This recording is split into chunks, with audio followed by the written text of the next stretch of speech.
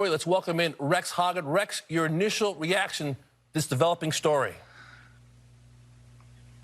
Damon, this dovetails with what the commissioner has really said all along, I think for the better part of 2 years, that you cannot play both tours. He's been very clear about this to the membership. This actually goes to the player-manager meeting last week at the Memorial. I've spoken with numerous managers who were in that meeting, and the line that they said they kept hearing from the PGA Tour is that players would not be welcome, and that was repeated throughout the meeting, that they would not be welcome. And now we kind of put faces to that with those names, those 17 names that you just read off, suspended and no longer eligible for the PGA Tour. Now, there are no time limits to that. I think it's interesting to point out. This isn't a 1-year suspension or a 3-month suspension or whatever the case may be. And again, this dovetails with what sources have told me all along, that this will be a sliding scale, that there won't be blanket punishments across the board. If you play in one of these LIV Golf events, it would be one punishment versus someone who signed on for all 8 of those events. Clearly, it would be another punishment. The commissioner used strong language, turning your back on the PGA Tour. Rex, his words, how important was it that the commissioner had to be crystal clear about what the PGA Tour means going forward for its membership?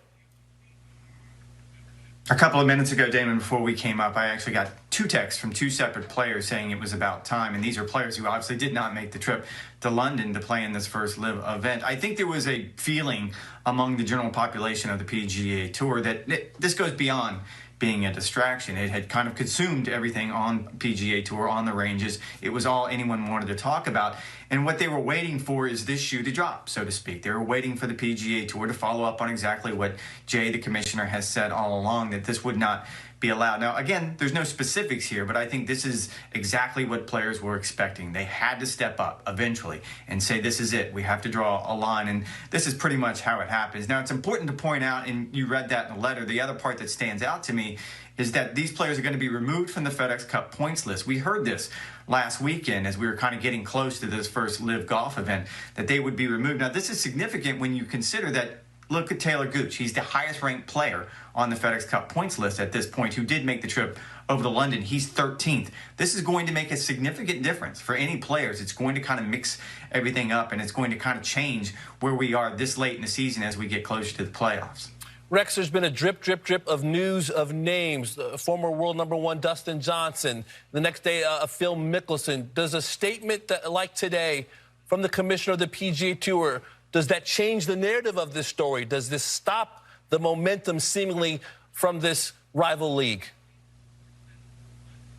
I think, at least in the short term, you have to pause. And I think if you look at what's going on tour, we're hearing more and more names are leaning in that direction. And all along, you can kind of tell who was on one side and who was on the other. For example, when Phil Mickelson announced on Monday, we all knew that he had been linked to LIV Golf for some time. So it didn't come as a huge surprise. Even Bryson DeChambeau's announcement yesterday didn't come as a huge surprise because he had always kind of been linked.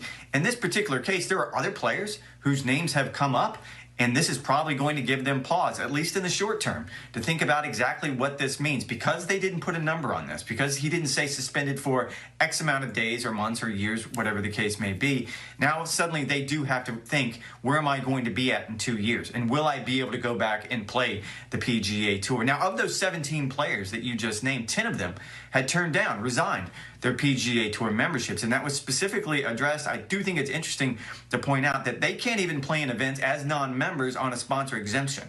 So they have been banned entirely. That's not the word the tour would use, but that's essentially what this is. From playing any tour events, players have to think about that moving forward. Absolutely.